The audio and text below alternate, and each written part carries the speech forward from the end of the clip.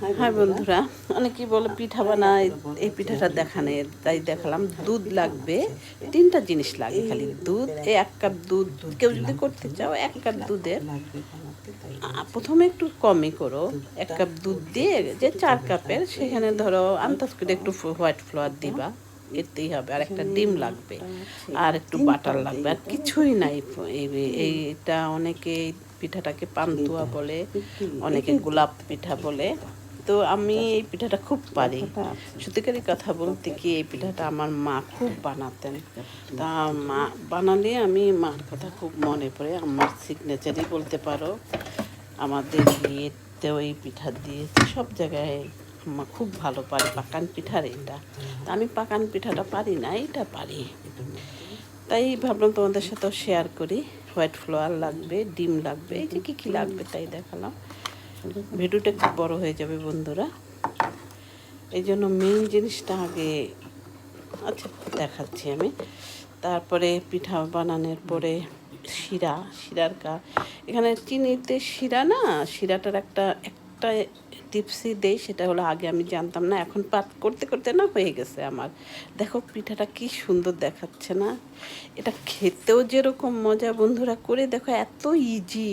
আমি প্রতি রোজা আমার বাচ্চারা খুব পছন্দ করে। এটা মুড়ি দিয়ে খাওয়া যায়, কারণ এখন তো সুগার সবাই কম সচেতন, সবাই কম খায়। তো এটাতে তোমরা ইচ্ছা করলে সুগার এত কম দিতে পারো শিরাটায়।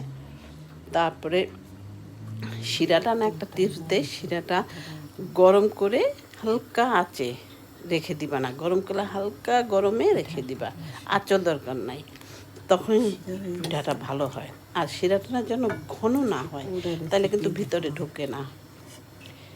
এটাই হচ্ছে একটা টিপস। আগে আমি গরম শিরাতে দিয়ে দিতাম, তো হয় কি পিঠাটা খুলে যাবে, বুঝছো?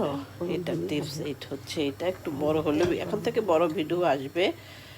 তোমরা যারা আমাকে সাপোর্ট করো তাদেরকে ভালোবাসা। এই যে পিঠাটা দেখো কি সুন্দর হয়েও যায় খুব। এই আচার কথা বলি, জালের কথা যেটা, সেটা একই টাইপের জাল রাখবা। একদম একবার বাড়ানো একবার কমানো সেটা করো না। এটা না, এইবার পান্তুয়ার থেকে আমি নিজে নিজে জিলাপি টাইপের একটু স্টাইল করছি, খারাপ হয়নি দেখলাম। খেতেও একই রকম মজা, একটু অন্যরকম স্টাইল করা যায় ইচ্ছা করলে। যেটা মেইন পান্তুয়ার সবাই জানো, গোলাপ পিঠা বলে অনেকে। তো থ্যাংকস ফর ওয়াচিং বন্ধুরা। রামাদান মোবারক। একদিন বাবাই ভালো থেকে সুস্থ থেকে, আল্লাহ হাফেজ।